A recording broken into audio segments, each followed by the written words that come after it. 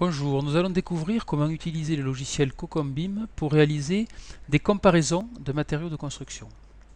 Ceci est réalisé en activant le logiciel et en allant choisir dans sa barre de menu l'outil qui s'appelle comparateur de matériaux. Ceci déclenche l'affichage de la fenêtre de comparaison des matériaux avec un objectif à atteindre qui peut être modifié. Ici par exemple c'est la résistance thermique, mais ça pourrait être la quantité, épaisseur ou le poids. Et la valeur à atteindre qui ici est fixée à 5. Donc on va comparer des matériaux pour une résistance thermique commune de 5.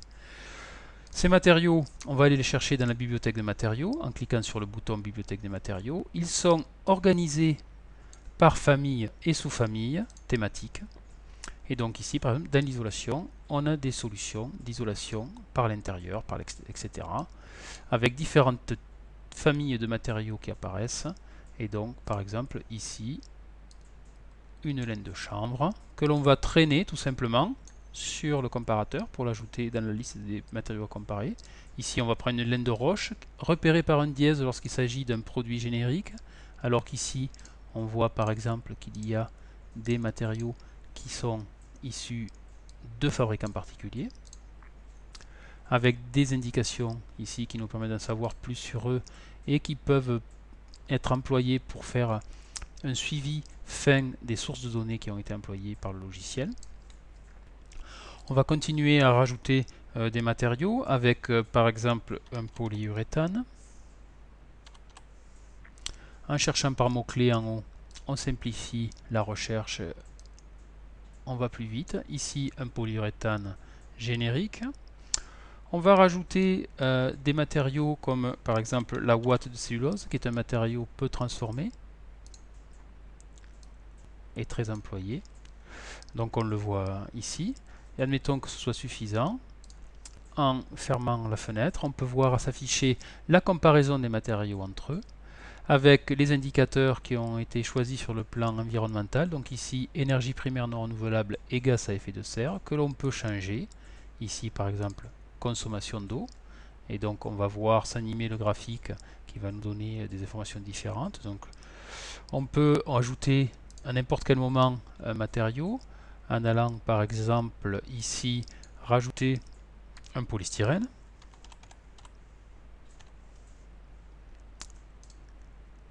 Voilà, par exemple un polystyrène générique et puis tiens un polystyrène extrudé d'un fabricant. Le graphique s'est mis à jour, les comparaisons varient. Ces comparaisons, elles portent sur une série de choses. Donc ici, les épaisseurs et les quantités. Donc pour une résistance thermique de 5, c'est le polyuréthane qui a l'épaisseur la plus faible, puisqu'il a la conductivité la plus faible. Au niveau des consommations d'eau, eh bien cette fois-ci, c'est la ouate de cellulose qui a la consommation la plus faible et le polyuréthane la plus forte. Du point de vue des gaz à effet de serre, c'est à peu près le même classement. On voit aussi des informations sur le plan thermique, amortissement, inertie thermique, déphasage thermique. On peut classer aussi par déphasage, donc on voit que là c'est la ouate de cellulose qui présente le déphasage le plus important, qui reste tout de même relativement faible pour une épaisseur, pour une résistance thermique de 5, avec seulement 3 heures, et le poids des matériaux qui apparaît. Alors ici on pourrait arguer qu'il serait plus intéressant de comparer les matériaux à épaisseur égale, donc on va le faire avec fixer un objectif sur quantité épaisseur et en mettant l'épaisseur objectif, par exemple 200 mm, qui est une épaisseur qui pourrait être employée par exemple pour une réhabilitation. Là, cette fois-ci, tous les matériaux ont la même épaisseur, leur conductivité thermique bien sûr est donnée par la base de données, et donc on voit ici qu'en termes de déphasage, eh bien, celui qui offre le plus de déphasage est le polyuréthane, mais ça reste tout de même seulement à 3 heures. Pour augmenter ce temps de déphasage, à épaisseur constante, il va nous falloir chercher des matériaux plus lourds. Donc on va aller chercher par exemple ici des matériaux comme le béton de chanvre, avec une solution par exemple pour le toit, ou dans les autres matériaux peu transformés, de la paille.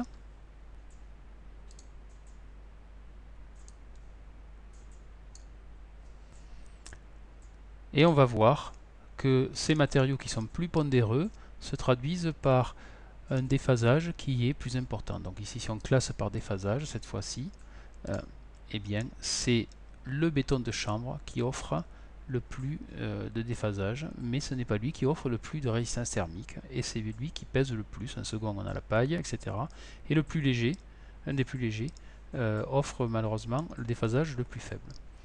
Donc ici, on peut voir qu'on a comparé ces matériaux entre eux. On peut très bien choisir d'éliminer tel ou tel, par exemple en le sélectionnant graphiquement ou alphanumériquement, ici pour simplifier la visualisation. Et on va pouvoir, à partir du moment où on a fait notre marché, entre guillemets, exporter ces informations. Avec un clic bouton droit, on les copie dans le presse-papier ou on les exporte dans un fichier CSV. Il en est de même dans le graphique qui peut être exporté dans le presse-papier par simple bouton droit ou enregistré dans un fichier. Avec cela, donc, vous avez vu rapidement comment on pouvait comparer des matériaux entre eux. On peut changer leur objectif. Ici, revenir par exemple à l'énergie primaire non renouvelable. Et à partir de cela, choisir les matériaux qui sont les plus adaptés pour un usage donné. Je vous donne rendez-vous sur notre site Cocombeam pour en savoir plus sur notre logiciel. A très bientôt. Au revoir.